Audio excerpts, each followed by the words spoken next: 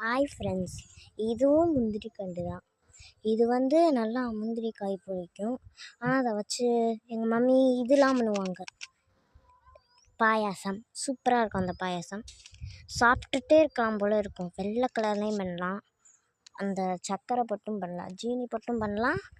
சர்க்கரை போடும் போது ஜவ்வரிசி போடலாம், பிடிக்கலைன்னா போடலாம். முந்திரிக்கண்டு இது பிடிக்கலைன்னா இன்னும் 2 சொன்னேன். இது ஸ்பெஷல். இந்த 3 இது ஒன்று சொன்னேன்னா இன்னும் 2 இருக்குது.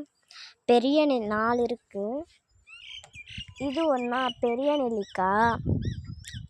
அப்புறம் என்னென்னா ஜாதி மல்லி, அப்புறம் மருதாணி. புரிஞ்சுதா?